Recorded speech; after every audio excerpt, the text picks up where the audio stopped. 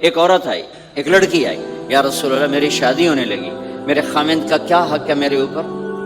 دونوں طرف کی میرے نبی نے زندگی سکھائی۔ میرے نبی نے فرمایا تیرے خامند کے جسم پہ پھوڑے نکل آئیں، پھوڑوں میں گندا پانی جمع ہو جائے، پیپ جمع ہو جائے، اور تو زبان سے چاٹ چاٹ کے اس کے زخموں کو دھوئے، تو بھی تو نے اپنے خامند کا حق ادا نہیں کیا ہے۔ دوسرا، لائف کو بیلنس کیا میرے نبی نے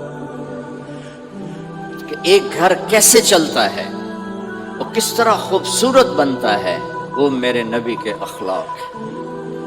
آپ سب سے ایک بات کرتا ہوں، برداشت کرنا سیکھ لیں، زندگی خوبصورت ہو جائے۔ صرف سارے اخلاق کو میں جمع کروں ایک لفظ میں، برداشت، اور اس کو شریعت میں صبر۔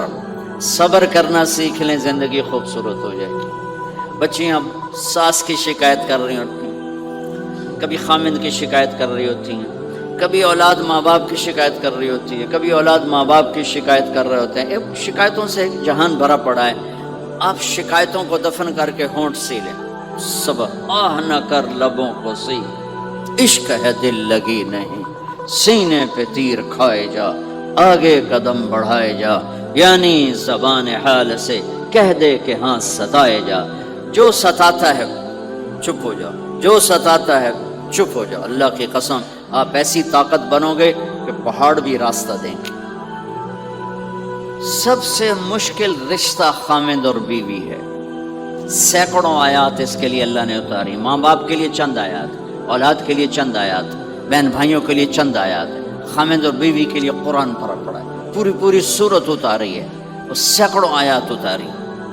چونکہ ایک اس رشتے کی اہمیت، ایک اس کی نزاکت اور کمزوری کہ کوئی رشتہ ٹوٹتا نہیں سوائے خامد اور بیوی کے۔ میں ماں کا بیٹا ہوں، باپ کا بیٹا ہوں، اچھا ہوں یا برا ہوں، انہی کا۔ میرا نسب میری نافرمانی سے بدل نہیں سکتا۔ میں اللہ بخش کا بیٹا ہوں، میرا یہ نسب بدل نہیں سکتا، اچھا ہوں یا برا ہوں۔ اللہ ان کی قبر روشن کرے۔ خامد اور بیوی کا رشتہ ایک بول پہ ٹوٹ جاتا ہے، ایک بول پہ ٹوٹ جاتا ہے۔ اس لیے اس کو بچانے کے لیے آیات آیات آیات، اور میرے نبی کی شادیاں کہ کس طرح ایک گھر کو لے کے چلتے ہیں، کس طرح ہر مزاج کی عورت کے ساتھ سلوک کرتے ہیں۔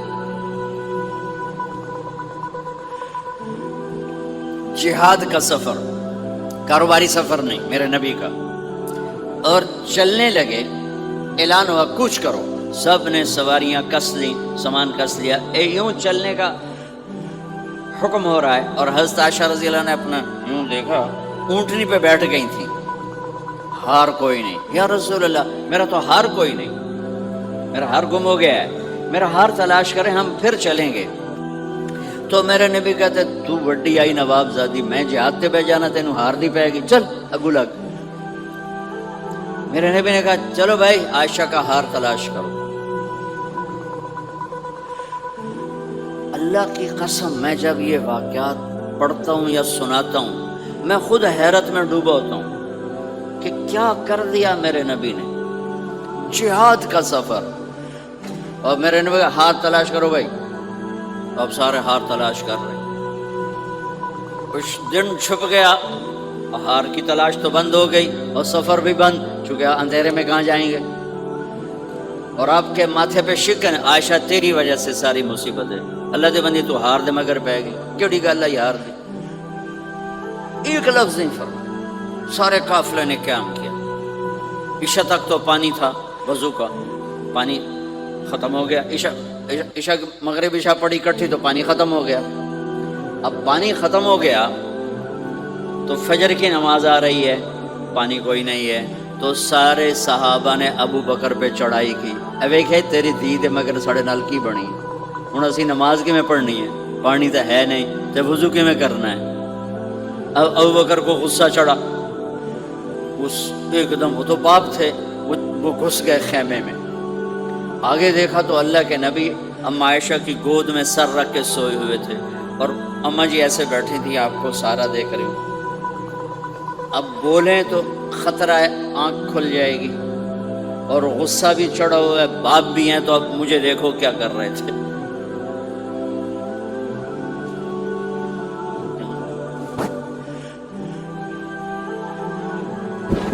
چہرے جو مگر یوں ماری زور سے انگلی بیٹی کے نا یہاں، پہلے یوں کرتے رہے،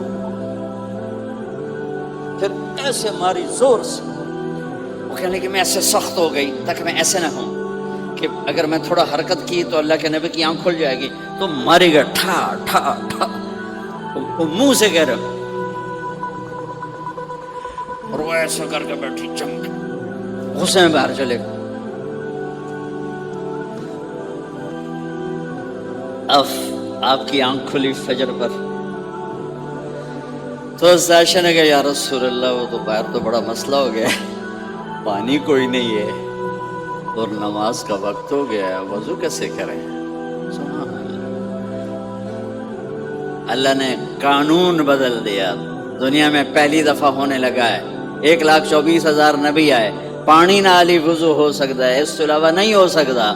میرے اللہ نے قرآن اتارا فَإِن لَّمْ تَجِدُوا مَاءً فَتَيَمَّمُوا صَعِيدًا طَيِّبًا فَامْسَحُوا بِوُجُوهِكُمْ وَأَيْدِيكُمْ مِنْهُ. اچھا میرے بندو پانی مک گیا ہے، چلو مٹی چاہتے منہ تے مارو تے دوئی چاہتے ہتھاں تے مارو تے تمہارا وضو ہو گیا، چلو تیمم کرو اور نماز پڑھو.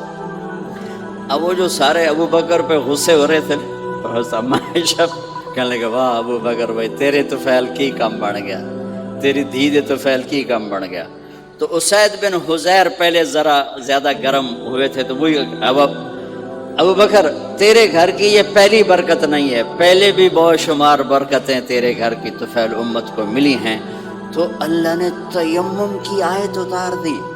حضرت عائشہ کو ڈانٹ پلانے کی آیت نہیں آئی کہ میرے نبی تیری بیگم کے ہار کی وجہ سے میرے دین کا کام رک گیا اور میرے بندوں کی نماز خراب ہو گئی اور ان کو پانی سے محروم ہونا پڑا. میں قربان جاؤں اپنے رب پر، اپنے حبیب پر، اس ماں عائشہ پر. دنیا کی واحد عورت ہے جس کے سینے پر سر رکھ کر کسی نبی نے جان دی ہو. 1,24,000 نبیوں میں سے کوئی نہیں ہے جس کا سر بیگم کے سینے اور ٹھوڑی کے درمیان ہو اور اس کی جان اللہ نے نکالی ہو. واحد میرے آپ کے مات فی سحری و نحری، سحری و نحری، سحری و کہ میرے چونکہ آپ ایسے بیٹھے تھی اور حبیب پاک آپ کے سینے پر یوں دراز تھے، نیم دراز اور آپ کا سر مبارک ٹھوڑی کے ساتھ لگ رہا تھا، ٹھوڑی کے ساتھ یہ جگہ یہاں لگ رہی تھی اور باقی یہاں تھی. اور واحد خاتون ہے جن کا حجرہ کسی نبی کی آرام گاہ بنا، ابدی آرام گاہ بنا. واحد اما عائشہ ہیں جن کے حجرے کو اللہ نے کسی نبی کے آرام گاہ بنایا. اور یہ واحد حجرہ ہے جہاں 70,000 فرشتہ صبح آ کے درود و سلام پڑھتا ہے اور شام تک پڑھتا ہے، اور شام کو 70,000 نیا آتا ہے اور صبح تک درود و سلام پڑھتا ہے اور واپس چلا جاتا ہے.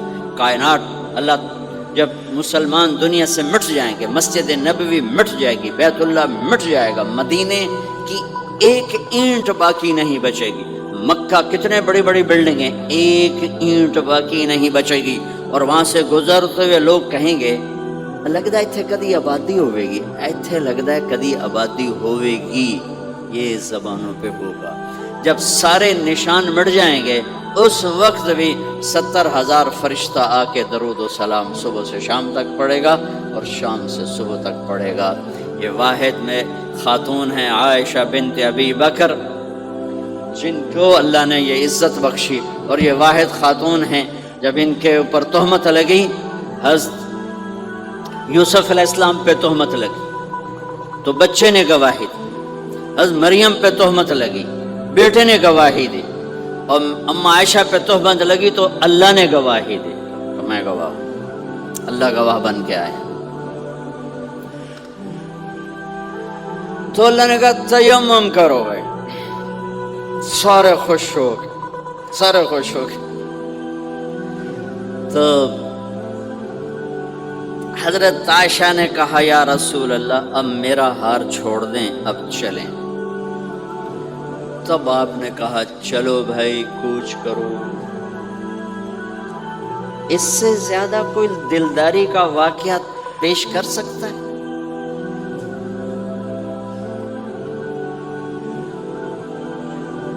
سبحان اللہ۔ اور جب اونٹنی کو اٹھایا گیا وہ ہار کا دھاگا ٹوٹا اور پھسل کے اونٹنی کے نیچے چلا گیا، وہ سارے کھبے سجے ویندے رہ گئے، ہار نیچے پڑا تھا۔